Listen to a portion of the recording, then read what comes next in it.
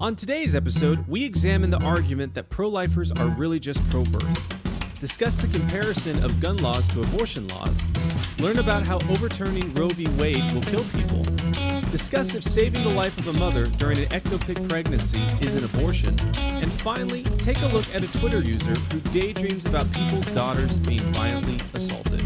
This is Cringe Posts.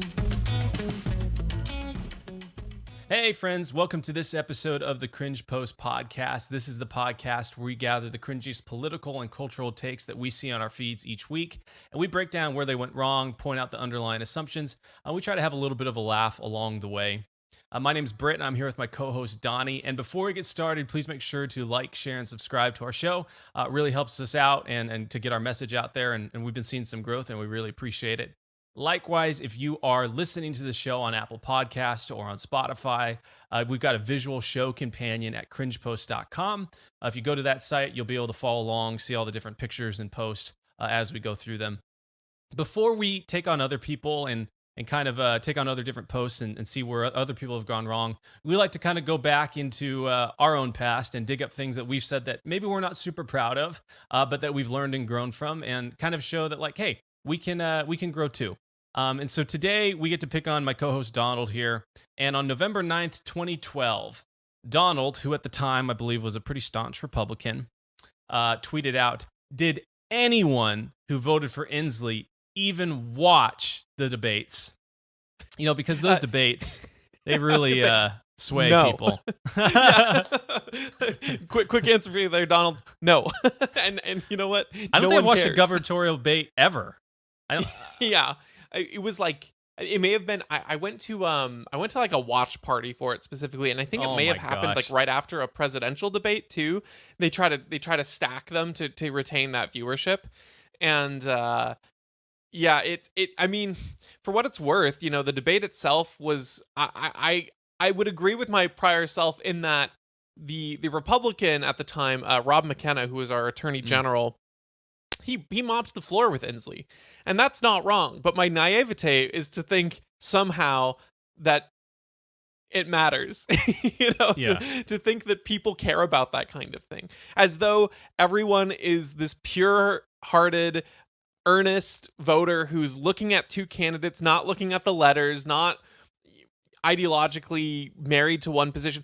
And to be frank, you know, if you have someone who is super smart and articulate and tells me that they're going to raise my taxes, I'm also not going to vote for them. So this is really just sort of a grandstanding position for me to be like, you know, because in this case, my preferred candidate is the more articulate, clean-cut, smart, intelligent-sounding one. It's so dumb that people didn't choose to vote for him if they saw the debate.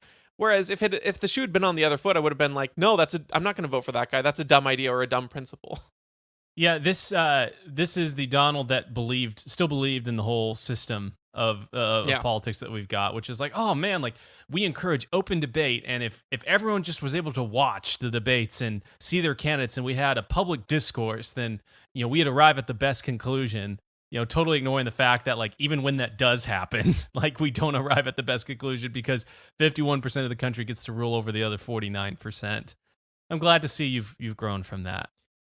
Yeah, well, and you know, it's not to say that, you know, open discussion and that kind of thing isn't interesting, but it's to think that, one, you know, politicians are the best arbiters for that change and the best people to represent that. No, it's terrible. And that's what was so great about the Ron Paul revolution, which I just missed out on and would only come to appreciate later, but is that he spoke basically directly to the American people and made that his focus. You know, it wasn't, I mean, he did kind of get cheated out of the actual system itself, but it was more of a messaging platform, and that's kind of what we kind of try to do here, right? Because we do believe in spreading ideas, we do believe in discourse and open discussion, but just not with politicians. That's not the answer.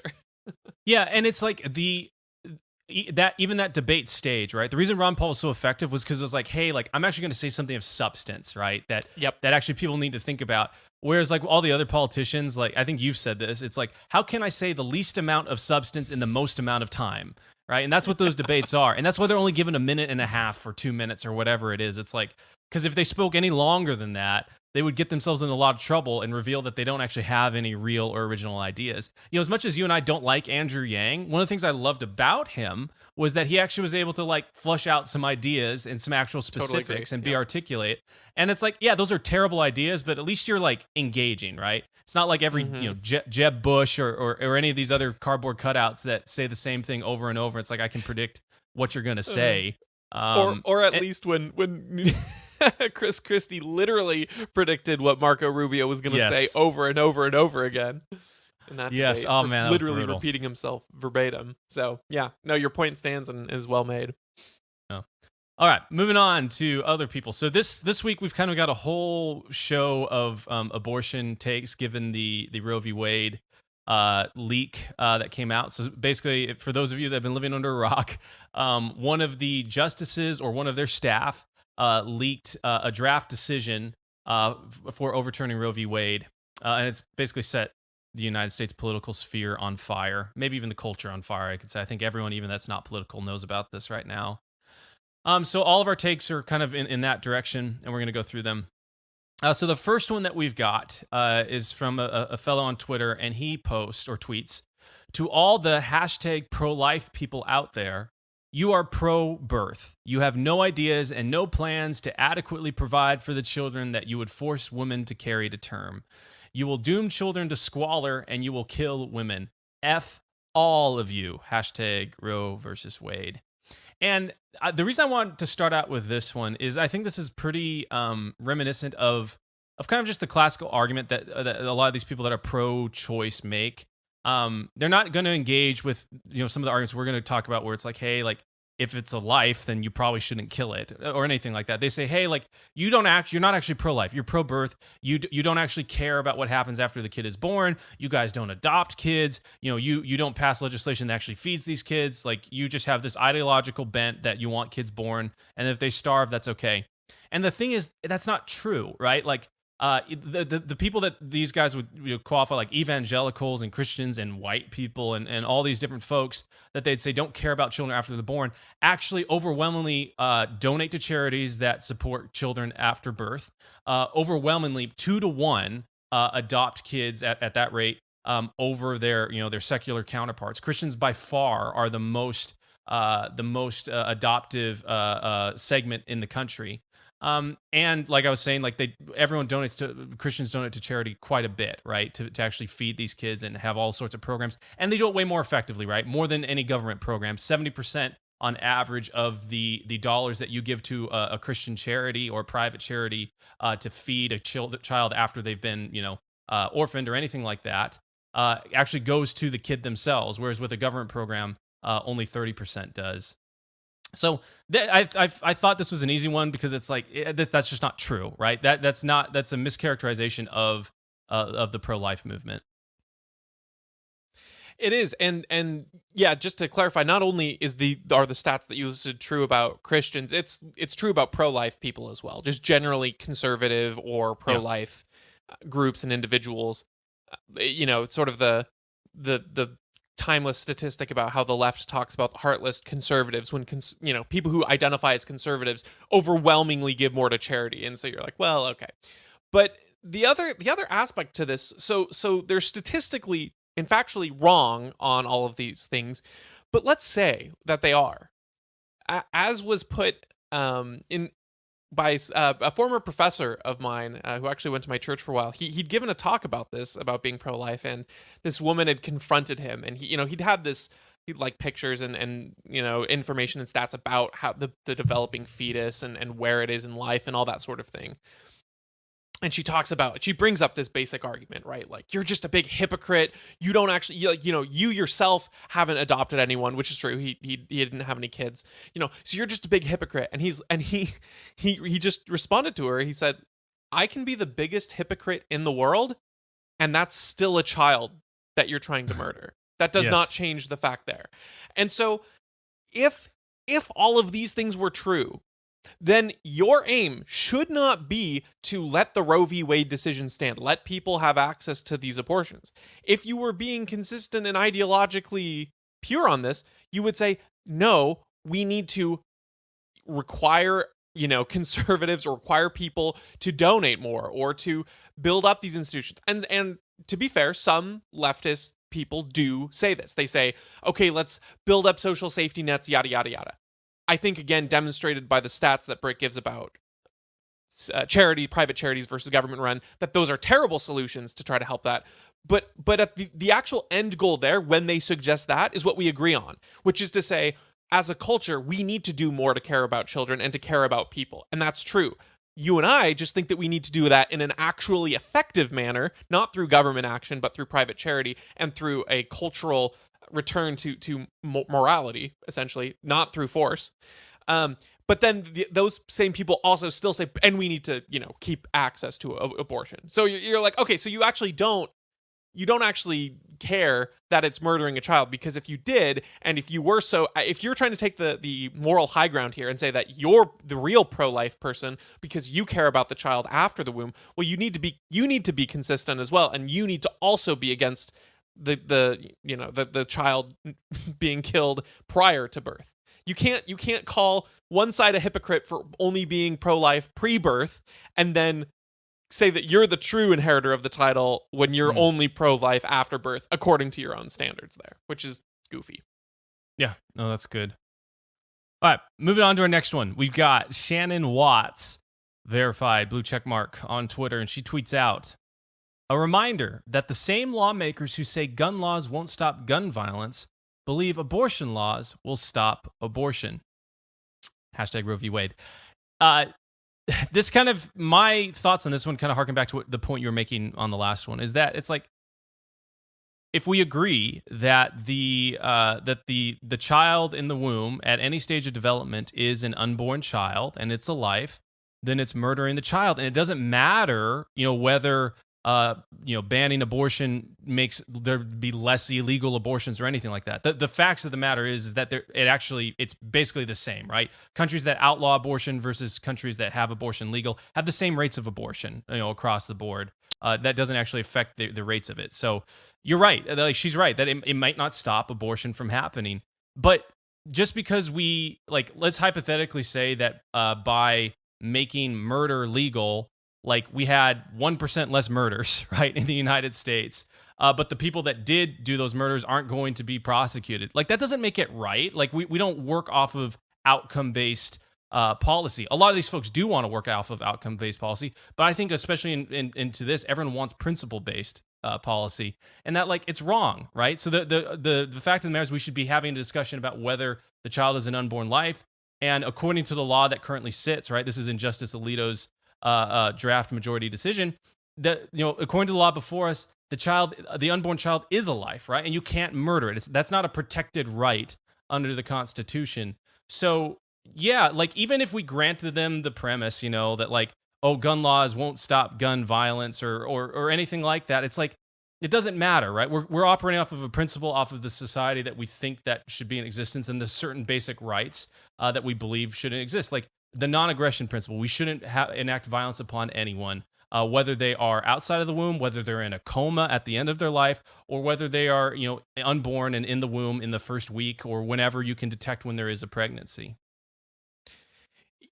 People love to compare the abortion issue to things like the drug war or the gun laws, like in this case, where it's this, you put a black market out there, you create this preventative law, and especially if you're a libertarian, you're how can you have this double standard where you don't want the government policing morality, and you don't want all that kind of thing, and to me it's like, no, let's really compare it and call it what it is. Let's not compare apples to oranges. Let's compare it to what it is, because in the case of, like, a drug law, I would say that there are uses of drugs that are not dangerous, I mean, overwhelmingly probably, that are not malicious, and that if there is no victim, then there is no crime.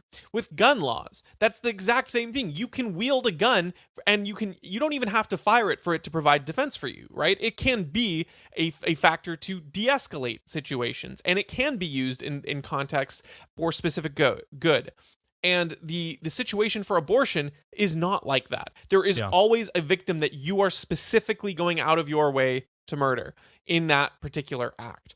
It would be more akin to comparing it to banning the tools used in an abortion rather than banning abortion itself. So to all that, I say, let's compare apples to apples here, and whatever libertarian or liberty or freedom or personal civil liberty framework you want to work under, whether you're a minarchist, an anarchist, or anywhere beyond that, even, more government, let's just treat abortion in the exact same way that we treat murder.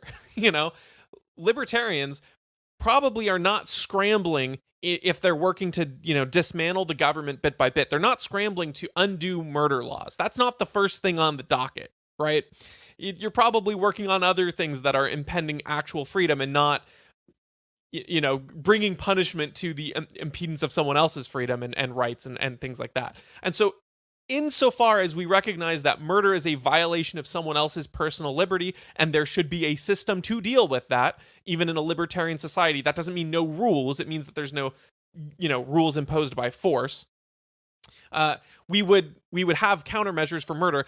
We have to uphold the exact same thing in this case. So when you talk about gun laws won't stop gun violence, like abortion laws will stop abortion, it's like, okay, look, we're not trying to make the exact comparison there.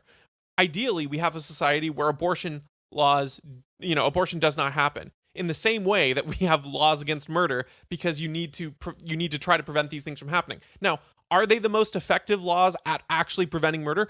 Probably not, because the state's pretty inept at doing things in general.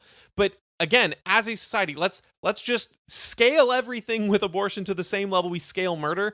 And when we start dismantling and segregating society in a good way between voluntary groups, and you start sort of becoming individual groups that want to voluntarily associate with each other, how you deal with the abridged rights of someone else, abortion is just another one of those things, because you are abridging someone's rights when you commit an abortion. Totally agree with you on that. I think this next one is kind of a good kind of like segue from that. So this person tweets out, overturning Roe v. Wade is going to get people killed. It's a fact.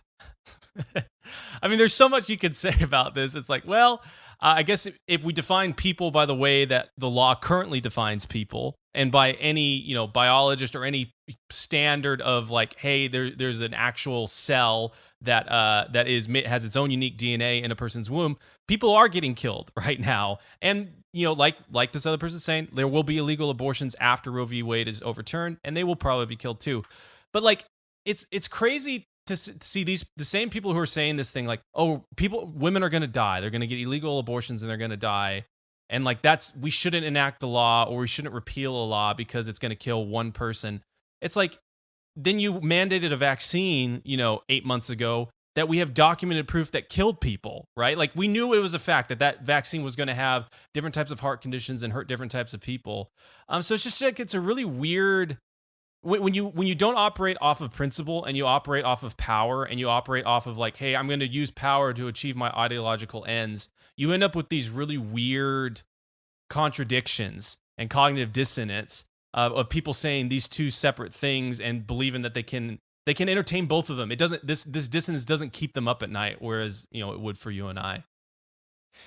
The other thing about this is we need to keep in mind that overturning a Supreme Court decision that guaranteed the right to access to abortion nationally, we're not even making abortions illegal in this particular overturning, right? Now, you can extrapolate that because you can overturn Roe v. Wade means some states will make these laws. But there's so many degrees of separation that it almost makes me think, at the same point, these people, rightly in many cases, don't want you to victim blame women who, let's say they get raped and then they want to come in and if anyone dares say, well, you put yourself in a dangerous situation by going down that alley or by wearing that dress, right? You get crucified for that. And rightly so, in the sense that you shouldn't blame someone for that action. But it's so many steps removed where you're like, well, this is more likely going to lead to this outcome. And these people do the same thing, but since it's with a law and a decision and things like that, it doesn't matter because it's not emotionally based. But they use the same principle of logic here, saying that overturning Roe v. Wade is going to get people killed. And it's like, no, actually, the person who chooses to try to get an abortion in an unsafe area is responsible for that happening.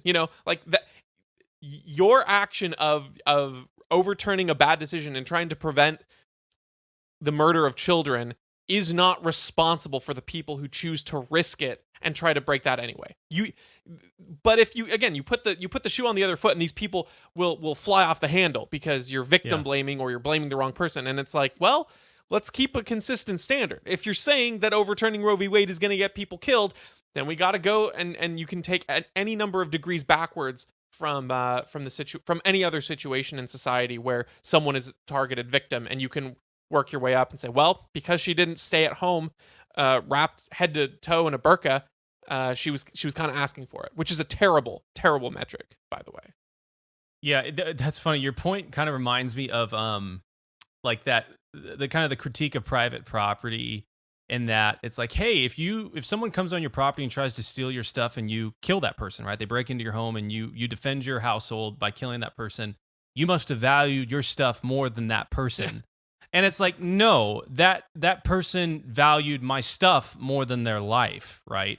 Because they were willing to break in and take, my labor and my time and my effort and my life was used to obtain or build those things that I have in my household, right? And someone's trying to come in and take that, which in essence is trying to take, if it took me 2 weeks to purchase that, that PC or whatever I have, or that guitar, and someone's trying to take it, it's almost like they're trying to take 2 weeks of my life. And so they value taking those 2 weeks of my life more than their own life, or they're willing to risk their life to get those 2 weeks of my life, or those products that I have in my house. And that's like it's like you're saying, it's we're not victim blaming. We're just saying it's like, hey, there's a natural consequence that happens of certain actions, right? Especially when it's unilaterally made and it's clear what those consequences could be, and you can't. Because you're saying, hey, like this consequence exists now, and we're making a definitional statement that this is wrong and it shouldn't happen. You can't say it's going to get people killed. If people are going to go do that, they reap the consequences of their actions that they're choosing to do. And to be clear, in that conversation, and I think I've brought this up on a previous episode when we've talked about almost the libertarian case for abortion, talking about the fetus being an invasive species and something like that. As you are approached by a situation wherein you have the right to defend your property, or you have the right to defend yourself from whatever there should be a level of reciprocity, right? So you see someone taking your stuff and running away, you do have the right to shoot and kill them. Now, if you have the choice to de-escalate in a different way, like you walk in on someone stealing and they're not armed and you have a gun, you can hold it up to them, and you're not going to, I think as a responsible human, you don't blast them in the head right away. If they're frozen and they're, holding your stuff and they're not making a move, they're not a threat, you don't blast them right away. You may have the right, but you don't, it's tenuous. The less level of threat there is, the less of a right you have to enact sort of violence. Like I'm saying, there has to be reciprocity. And so when people try to use that kind of logic for abortion, which is the case, and maybe I don't know if we have a take like that here, but this libertarian idea, quote unquote libertarian idea, that the fetus is, when placed by someone in the case of rape or non-consensual sex of some kind, it's an intruder who is not in the person's body by their choice. Therefore, you own your own body and you can evict this person. It's what I can't remember, evictionism or what they call it or something. It's such a cringy idea to me, because in that scenario, and again, if you've heard me rant about this, I apologize, but what you've got people kidnapping someone, tossing them onto your yard, and they're tied up and they have no choice, and they are trying to eat an apple that's fallen on the ground of your yard, right? Because they're starving. And you're coming out there saying, all right, I get to shoot you now because you've broken onto my property and are stealing my things. Like, that person is not there by choice, just like a fetus is not there by choice. Yes, there was malintent involved, but you have to weigh the person, the intent of the victim that you would be exercising, the person you would be evicting in that sense. And so this is where I think that idea fails, because there's no reciprocity. Someone who's harmless or not even attempting to impose themselves on you, but is there by no fault of their own, you are both, in a sense, both victims. And so to only see it from one person's perspective, and to think that it's okay to murder the other victim in a 2-victim scenario is not reciprocal to me.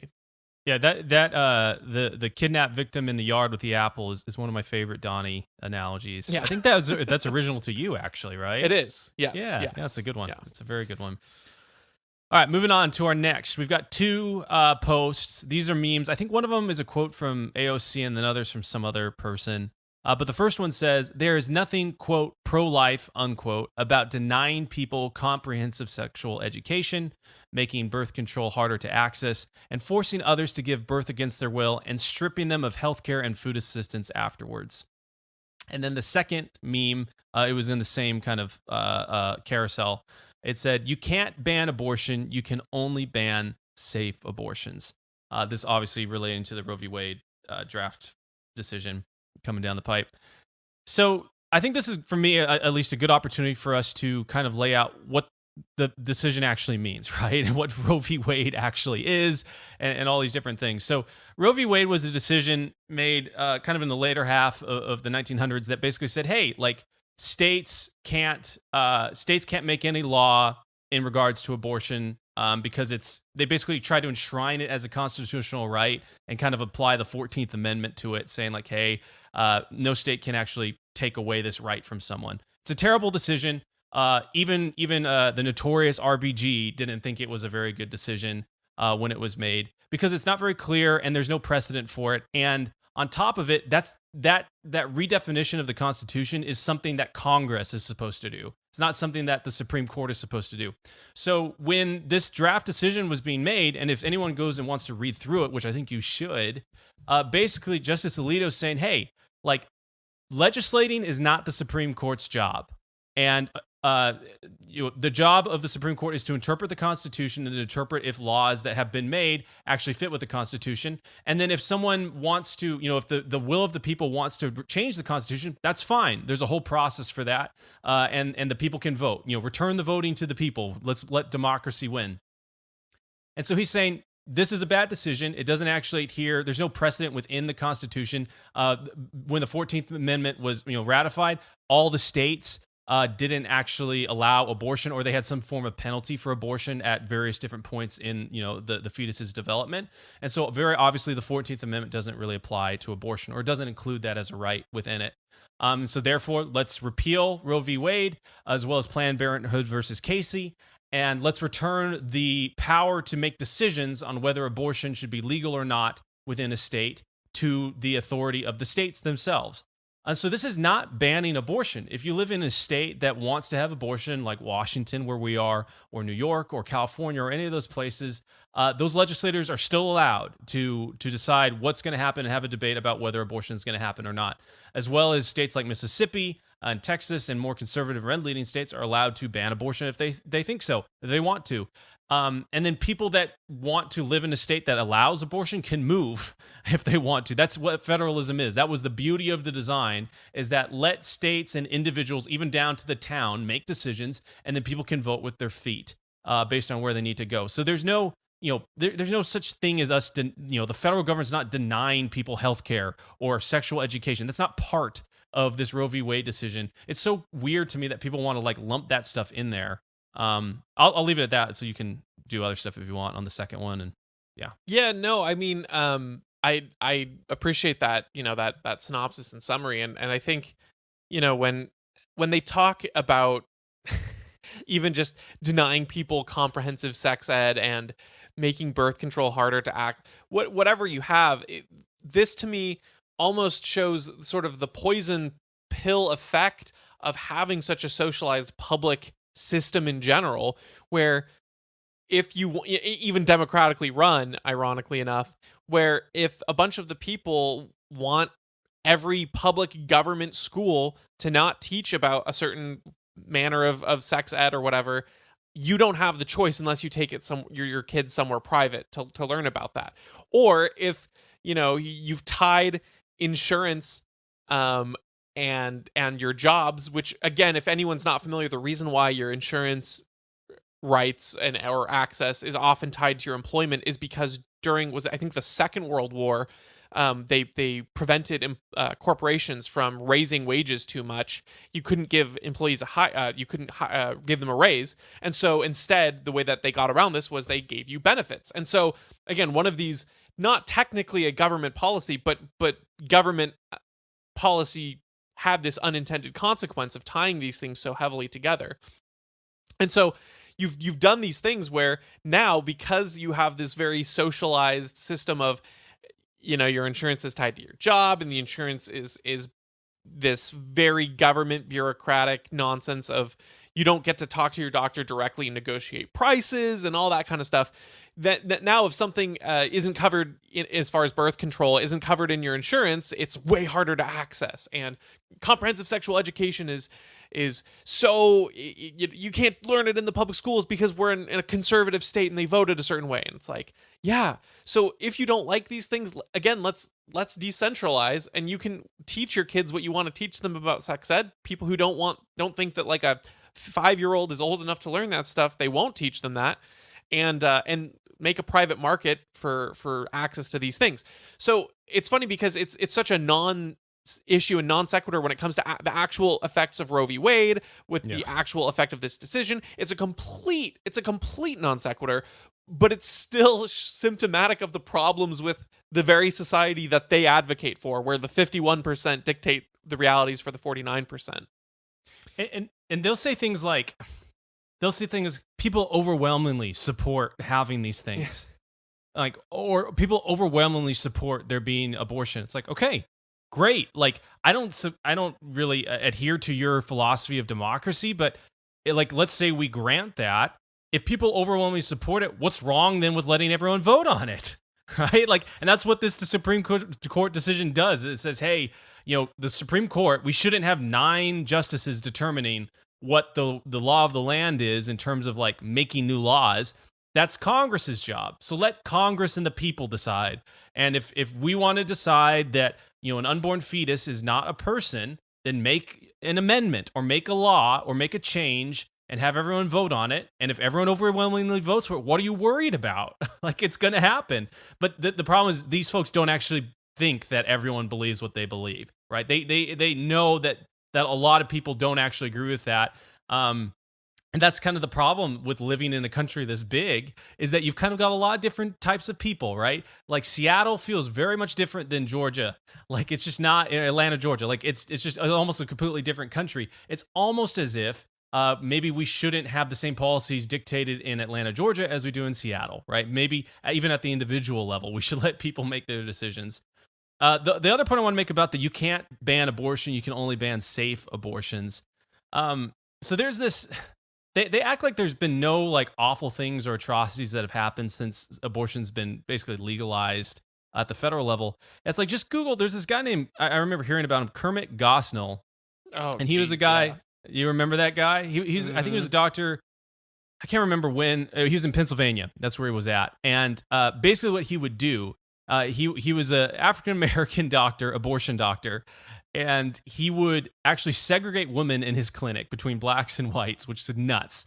And then I think over a period of 4 years or 5 years, what he would do is he would have women come in, he would induce birth into them, right? So he'd induce them, have them actually give birth to the live child, and then he would have a variety of means of executing and killing the child once it was outside of the womb. So a live baby, even upwards of full term, like 39 weeks would be born, and he would do experiments about like trying to cut the spine in a certain way or do certain things to kind of experiment with what would happen. And he killed over I think it was 1,600 kids this way.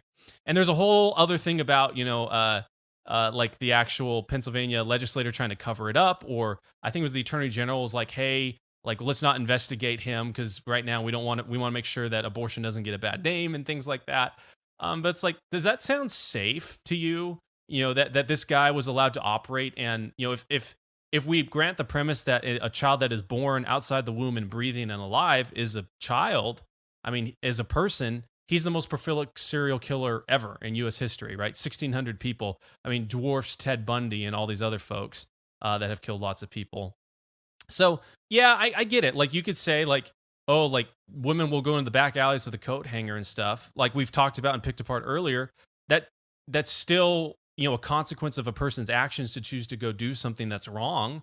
But it's not safe even under when it's legalized, right? Like I think there was like 20 women or something like that died because that's not a really safe way to do the procedure, to induce a woman to have, you know, into pregnancy and then kill the kid. So even when it's legalized, it's not a safe procedure. I think I'm also just a little bit sick of the cultural,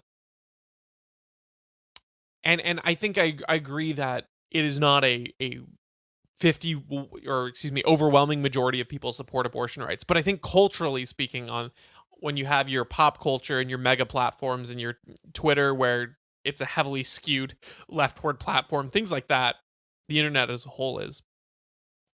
I'm just very tired of even the idea of decrying abortion. You get shouted down and hate for. So these people, they talk about, wow, you can't ban abortion, you can only ban safe abortions. And I'd be more sympathetic if they were also defending people's right, even if they disagree with them, to decry the idea of abortion without outlawing it. But I'm just very tired of this double standard that people have, where you have to abide by their legal standard of making sure it's allowed, making sure that you know it's legal up through 9 months, if you will, if they some of them had their way. And that's the only reasonable standard. And then even if you try to say that the idea of a 9-month abortion is wrong, then you're an evil, hateful bigot who is sexist against women or something like that. And I get really tired of that, because then when the shoe's on the other foot, when it comes to like, okay, well, we're gonna not guarantee this. We're not gonna let the government say that murdering people is a guaranteed right of all people. Then they flip to this sort of, whoa, you can't ban it. You can only ban safe ones, so you're a bad person. And it's like, no. We've been having this discussion, and the idea of abortion being an immoral thing in conversation has always been taboo to you people. You've never been able to entertain the idea, or you want that kind of discourse banned from the public square, regardless. So to me, I just see these kinds of big posts about how you can't ban it, you can only ban it safe ones, as this retreat of like, when we have the legal precedent in our court, we're gonna make sure that you have no room to promote your idea whatsoever. And then when the legal backings on the other starts reversing, they're saying, whoa, let's have discourse about this. Let's talk about why this is not going to work. And this isn't really a very principled or intelligent thing for me to say. I'm just tired of it. It's just how I feel. I'm just exhausted of these people, who are quite literally, from our perspective, murdering children. Yes. Act as though there is absolutely no shred of moral dignity to our position whatsoever. And that they're the virtuous I get it. ones. Like, yeah, it's like, I get it. If a fetus was not a life, then I can see how you would think this is totally heinous and wrong. But just like with COVID numbers and stuff, it's pretty overwhelmingly clear to the more you actually look into the data, the more you look in for yourself. The reason why the ultrasound machines are incredible is because they convert people over who were vehemently pro-choice to being pro-life, because they see the data with their eyes. So the more you look into it yourself, the more you realize that it is a position. So it's just kind of exhausting to see these sort of over and over these excuses and retreats thrown up by these people. Especially the short little witticisms. Yes, and that's a great point. I saw someone tweeted out an excerpt from a book by Dr. Ron Paul, and when he was working, delivering babies and such, and he said he saw an abortion that happened. I can't remember how old the baby. I think it was like 22 or 25 weeks or something like that. The baby weighed 2 or 3 pounds, and he's like, there were two instances. One where the baby was pulled out and was alive, and the doctors pretended it wasn't alive, and they ignored its existence, and it passed away. And then a couple weeks later, he saw a woman, not accidentally, I can't remember the circumstances, but gave birth to a kid, same time frame, same size, and the doctors gave the kid all of their attention and the kid survived, right? And that says something, right? That's like, whoa, there's something there. And like, if there's not really any difference between those two kids other than that one was wanted and one wasn't. And when in life is it okay to kill something or to let something die simply because you want it or don't want it? We don't accept that anywhere else in society. So I like you're saying, I'm tired too of it. It's like, we are the virtuous ones and we are making our claim from a standpoint of virtue and principle. It's like, even if a baby was inconvenient to me to have, it's like, that doesn't change my principle that it's like, that's a human life. Like, there are plenty of people that inconvenience me in life, and I don't just pull out a gun and shoot them because it's like, it would be better for them to be dead. We all see how absurd that is and how wrong it is. Yeah, and that's the other checkmate they try to do is, some Republican lawmaker, because, Republicans are the party of pro-life, apparently. Yeah. Taking them quite their time to do anything about this. And, oh, wait, it's not a legislative solution anyway. Wow. But some Republican lawmaker will get in trouble because he had an affair and told the person he was cheating with to have an abortion. And then they'll point, see, you guys don't even believe in it. And, to that I say, yeah, those people suck. And there are plenty of people on your side who don't believe in what you're doing either. So that doesn't detract from the merits of the argument that it is a literal child and that it is still murder. Because some people in the world are garbage humans who fold on their principle. Yeah, they're wrong. that doesn't change the abortion argument at all. Yep. All right, our next one, we've got a verified user, Gray DeLaSalle, I think is how you say her name. Maybe DeLaSalle, not sure. DeLaSalle. And she tweets out, in 2013, I got pregnant with triplets, but we had no idea that one was growing in my fallopian tube. One night it burst open and I lost over half of the blood in my body and was very close to death. I needed emergency surgery and a DNC. If not for Roe v. Wade, I'd be dead. So this is talking about, I think it's called ectopic pregnancy, where a fetus starts growing in a woman's fallopian tube, and many times it reaches a point where you have to kind of remove it. And sometimes it can the fetus can live, right? She specifically, when she's talking about Roe v. Wade, I think the Missouri or the Mississippi law that kind of spurned this Roe v. Wade discussion and it being overturned, basically one of the lawmakers was trying to like prohibit some of the drugs that were used in the ectopic pregnancy surgeries and stuff like that. It's not part of the bill anymore because obviously, like in instances where the mother could potentially pass away, it's like, hey, we're going to do a procedure and hopefully both mother and baby survive.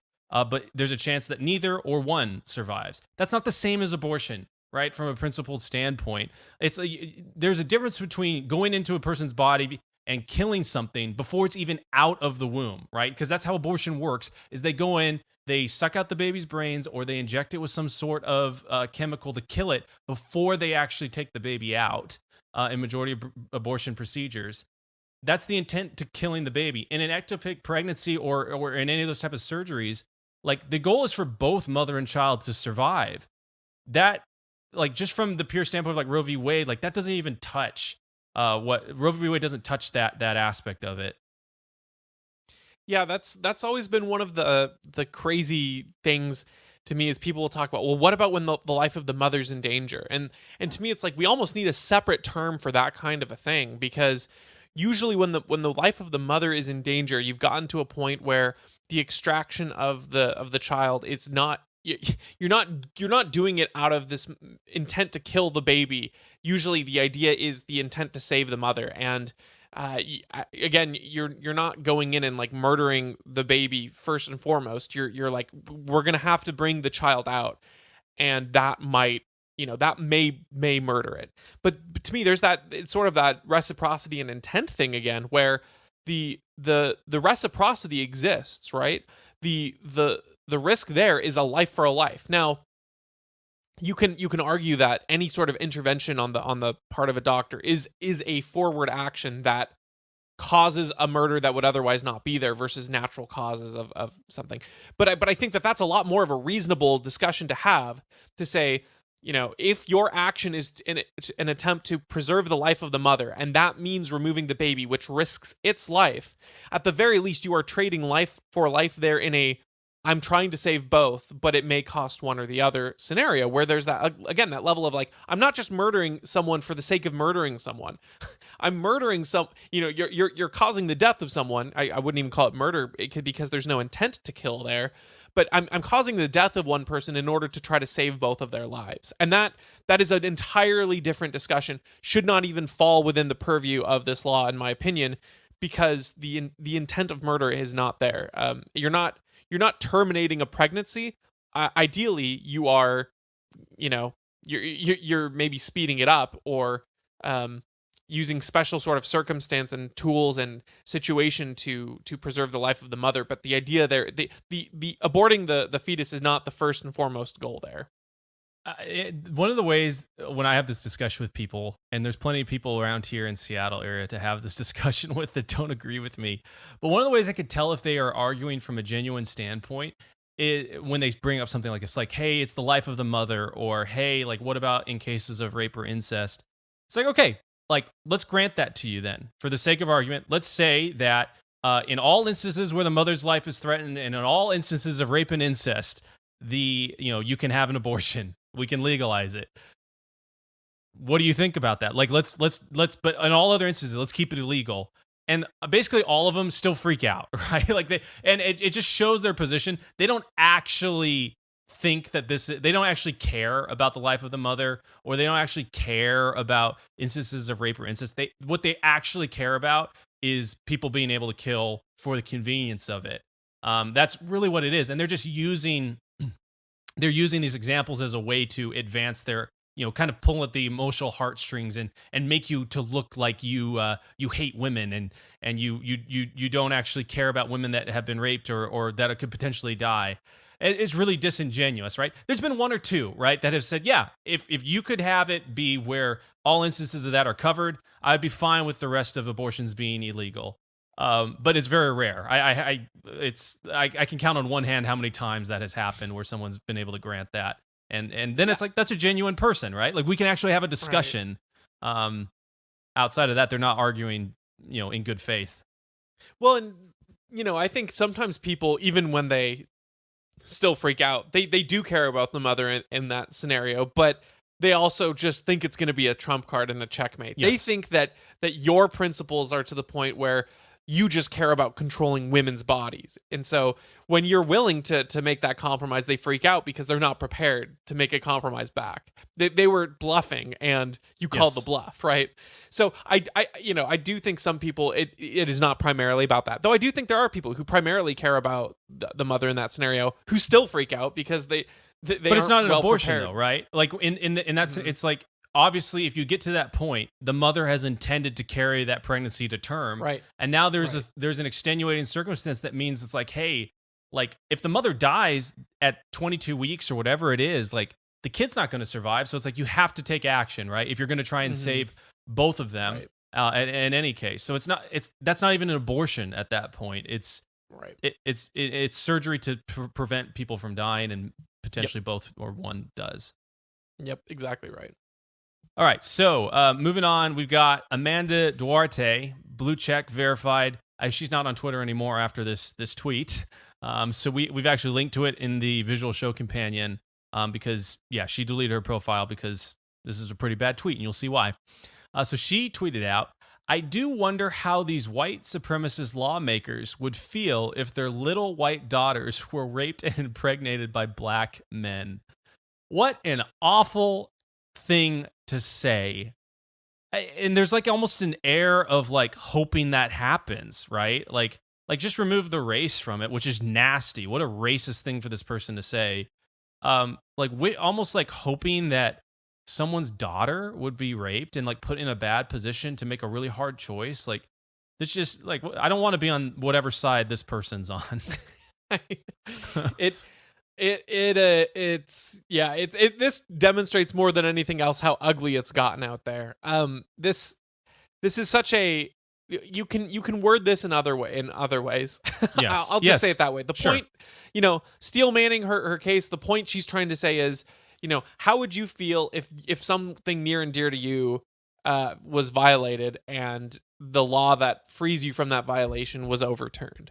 And that's, of course, I don't really care about what the lawmakers feel one way or the other. If we're going to steelman this, the principle still exists, right?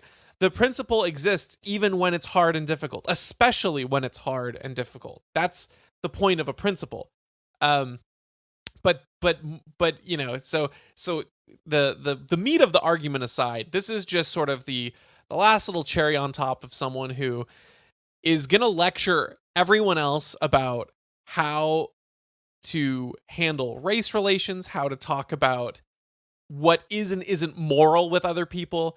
And she's just kind of publicly daydreaming about people that she views as her evil enemies having awful, wicked things done to them. And I think one of the giveaways there is the fact that went out without a second thought from her. And then when the public lashback came back, she retreated. She tried to apologize. She tweeted out an apology about how she'd said racist things, and she had no excuse. And then she deleted and hid.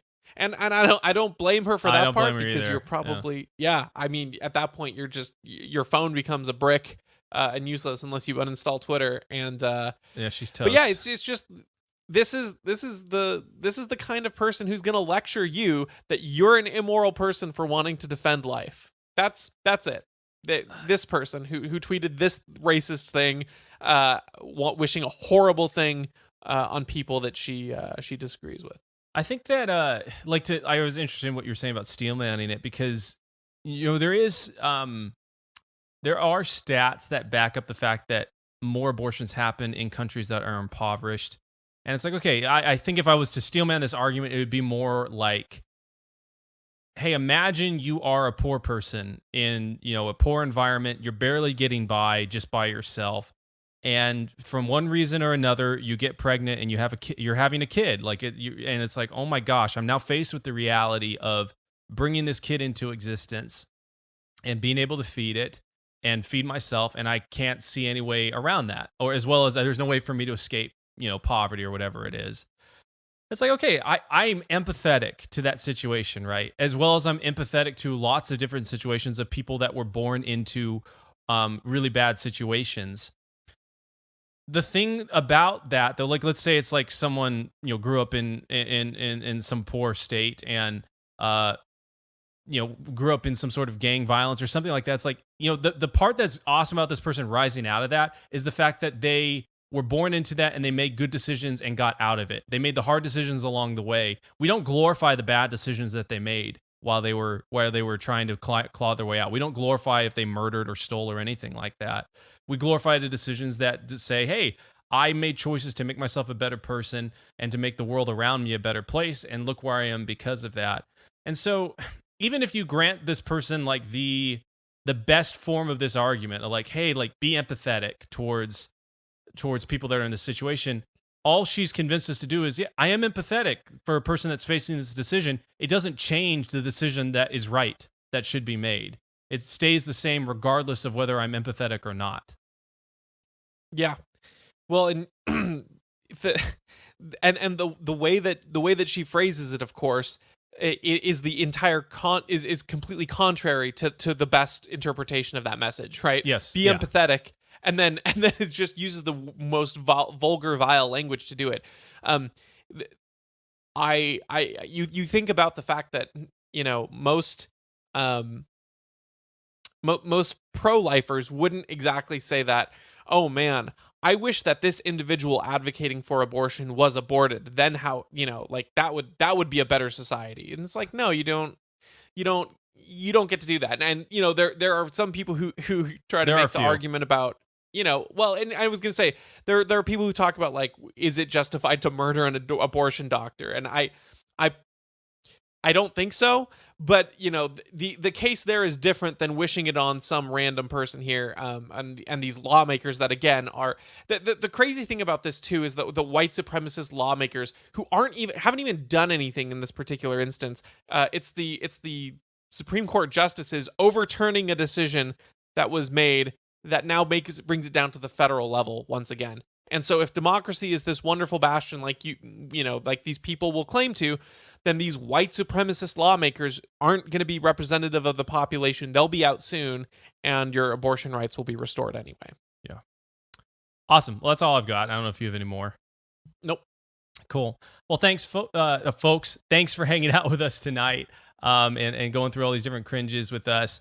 Like I said earlier, please make sure to like, share, and subscribe, and be sure to let us know if you have any thoughts on any of the material that we went through, and we'll catch you later.